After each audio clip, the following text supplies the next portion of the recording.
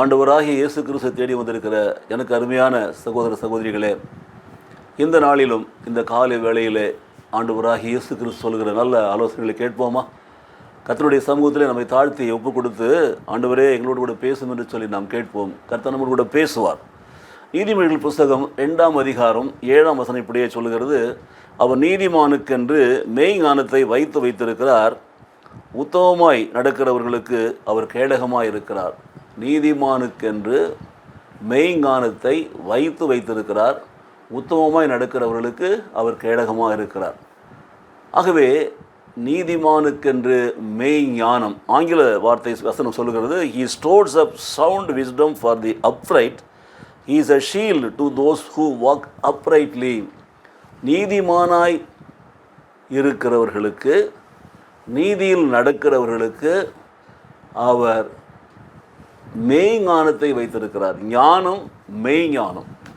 ஞானம் என்பது தேவனை பற்றி அறிகிற அறிவு, தேவனுடைய வல்லமை, தேவனுடைய ஆற்றல், தேவனுடைய பிரசன்னம், அதை உணர்கிற ஒரு வல்லமை மாத்திரமல்ல, அது தேவனுடையதாக இருக்கிறதுனாலே அது மெய்ஞானமாக இருக்கிறது. அந்த ஞானத்தை பெற்றுக்கொள்கிற போது தேவன் யார், எப்படிப்பட்டவர் என்பதையெல்லாம் அறிந்தவர்களாக நாம் நீதியின் பாதையில் நடக்க முடியும். அவர்தான் என்னை நீதிமானாய் மாற்றியிருக்கிறார்.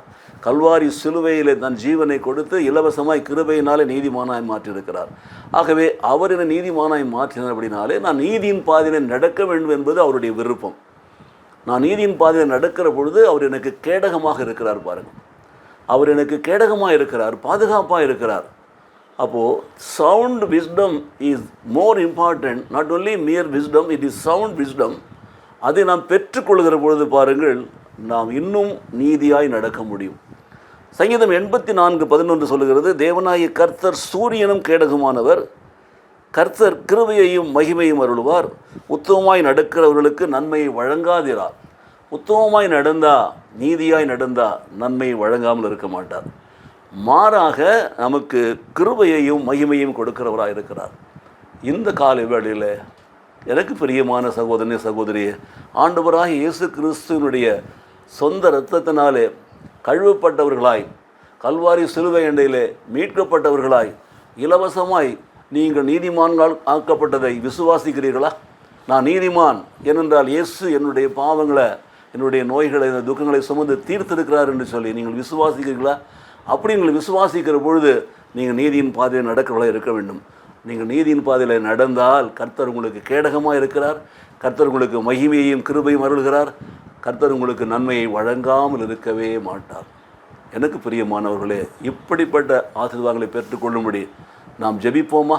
எங்களை மிகவும் அதிகமாக நேசிக்கிற நல்ல பிதாவே, இந்த காலை வேளையில் நம்முடைய சமூகத்தில் வந்து நம்முடைய வார்த்தைகளை கேட்டுக்கொண்டிருக்கிற அருமையான இந்த பிள்ளைகளுக்காக நாங்கள் ஜெபிக்கிறோம். சுவாமி, கர்த்தர் நீதிமானுக்கென்று மெய் ஞானத்தை வைத்திருக்கிறார் என்று சொன்னீரே, அந்த மெய் ஞானத்தை எங்களுக்கு தாரும் ஆண்டவரே. நீதியின் பாதையில் நடக்கிறவர்களை கர்த்தர் ஆண்டவரே கேடகமாக இருந்து பாதுகாக்கிறார் என்று சொன்னீரே, எங்களுடைய வாழ்க்கையில் எங்களை நீதியின் பாதையில் நடக்கிற பொழுது எல்லா தீமைகளுக்கும் விலக்கி எங்களை பாதுகாத்து கொள்வீரா. மாறாக கிருபையையும் மகிமையும் எங்களுக்கு தருவீரா. அதோடு மாத்திரமில்லாமல் நன்மையை எங்களுக்கு வழங்கி எங்களை ஆசீர்வதிப்பீரா. கர்த்தரை தேடுகளுக்கோ நன்மை குறைவிட வசனத்தின்படியாக ஒவ்வொரு நாளும் எங்கள் நன்மையால் நிரப்புவீரா. உடைய நாமத்திற்கே மகிமை உண்டாகும்படி நாங்கள் ஜெபிக்கிறோம். இயேசு கிறிஸ்துவின் நாமத்திலே பிதாவே, ஆமென், ஆமென்.